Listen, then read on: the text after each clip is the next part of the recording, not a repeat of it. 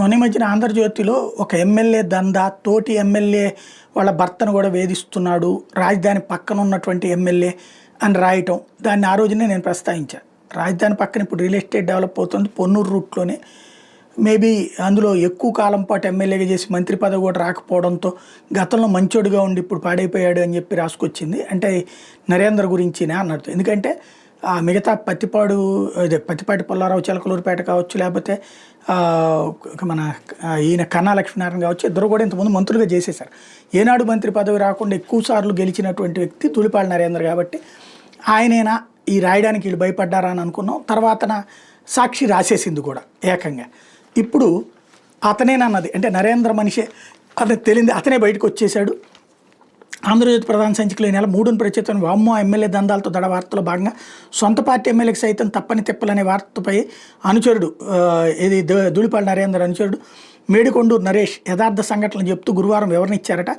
మద్దాళి రవికిరణ్కి చెందిన చేబ్రోలు మండలం గ్రామంలో 9 ఎకరాల 34 సెంట్లు మామిడి తోట అమ్మకానికి పెడితే దాని గురించి తెలిసిన మధ్యవర్తి ద్వారా తాను కొనుగోలు చేసిన సిద్ధపడి ఎకరం 65 లక్షలు చెప్పున 75 రోజులు గడువు అడిగినట్టు చెప్పారు. దీంతో రవికిరణ్ త్వరగా చేయించుకోవాలని, తనకు చాలా అవసరంగా ఉందని చెప్తే గడువు 75 రోజులు పెట్టండి, 40 రోజుల్లోకి రిజిస్ట్రేషన్ చేయించుకోగలని తాను రవికిరణ్కి చెప్పినట్టు నరేష్ పేర్కొన్నాడు. అందుకు అతను అంగీకరించాడని, రవికిరణ్కి అడ్వాన్స్గా 50 లక్షలు ఇవ్వడానికి సిద్ధమైతే తీసుకోలేదని, రిజిస్ట్రేషన్ రోజునే మొత్తం చెల్లించడని చెప్పారని చెప్పాడు. అగ్రిమెంట్ రాసుకుందామని తాను అడిగితే తాను మాట మీద నిలబడే వ్యక్తిని అంటూ అగ్రిమెంట్ రాయలేదని నరేష్ తెలిపాడు. తాను కొన్ని రోజుల తర్వాత రిజిస్ట్రేషన్ కోసం వాళ్ళని సంప్రదించడానికి ప్రయత్నిస్తే ఫోన్ లిఫ్ట్ చేయకుండా అందుబాటులోకి రాలేదని వివరించాడు. ఆ సమయంలో తాను బయట నుంచి అధిక వడ్డీలకు డబ్బులు సమకూర్చుకుని వాళ్ళని కలిసేందుకు ప్రయత్నించామని చెప్పాడు. రవికిరణ్ ఫోన్ కూడా లిఫ్ట్ చేయకపోవడంతో మధ్యవర్తి ద్వారా మిల్లు వద్దకు వెళ్తే తన మిత్రుడు తాత మరణించాడని అక్కడ ఉండడంతో ఫోన్ లిఫ్ట్ చేయలేదని సమాధానం ఇచ్చాడని చెప్పారు.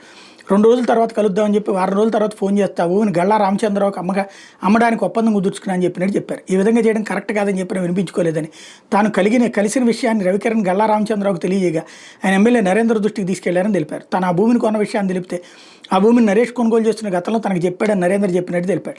అతను కూడా మన పార్టీ వ్యక్తి రామచంద్రరావు వద్దకు పంపుతానని ఇద్దరిని కలిసి మాట్లాడుకొని నరేంద్ర చెప్పడం జరిగిందని వివరించారు. ఆ తర్వాత ఎమ్మెల్యే నరేంద్ర తను గళ్ళా రామచంద్రరావును కలమని చెప్పి పార్టీ పరంగా తమ రిలేషన్ చెడకుండా వ్యాపార పరంగా విషయం సెటిల్ చేసుకోవాలని ఆయన సూచించినట్టు చెప్పాడు.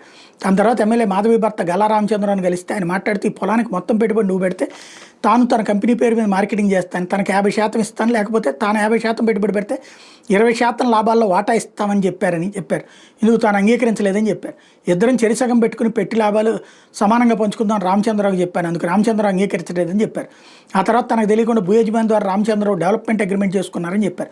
తమ మధ్య నెలకొన్న వివాదాన్ని ఎమ్మెల్యే నరేంద్ర కంటగట్టి బదనాం చేయడం తగదని నరేష్ పేర్కొన్నారు. అంటే వాళ్ళ మనిషే. ఇంకోటి, నువ్వు నీ దగ్గర అడ్వాన్స్ తీసుకోలేదంటేనే నీ దగ్గర వద్దని అట్లా నమ్మలేమని, అట్లాంటి చాలామంది ఇరుక్కుపోయారు కృష్ణా గుంటూరు జిల్లాలో. 50 లక్షలు 25 లక్షలు ఇవ్వడం, ఒక 3 నెలల్లో రిజిస్ట్రేషన్ చేసుకుంటామని చెప్పడం, ఆ తర్వాత 3 నెలల తర్వాత రారు, వాళ్ళు వేరే వాళ్ళకి అమ్ముకోవడానికి కుదరదు, అదేమంటే లీగల్ కాంప్లికేషన్స్, రూల్ ప్రకారం అయితే వాళ్ళు అమ్మేసుకోవచ్చు కానీ లిటిగేషన్స్ క్రియేట్ అవుతాయి. కాబట్టి అతను అమ్మలేదు. అతను అడ్వాన్స్ కూడా తీసుకోలేదంటే అర్థం ఏంటి, రిటర్న్ అగ్రిమెంట్ కూడా తీసుకోలేదంటే అర్థం ఏంటి, వద్దని ఎవరికి ముందు వస్తే వాళ్ళకి అమ్ముదామని చెప్పి. అది రామచంద్రరావు ముందుకు వచ్చారు, అయిపోయింది. దాన్ని తీసుకొచ్చి అదే ఇందులో నీతి ఎక్కడుంది అంటే దౌర్జన్యం చేయడమే కదా, గళ్ళా రామచంద్రరావుని ఏడిపించినట్టే కదా. బలవంతంగా నేను కొందాం అనుకున్నాను కాబట్టి నాకు వాటా ఇవ్వమని అడుగుతారా? ఇంతకంటే విచిత్రం ఎక్కడన్నా ఉంటుందా?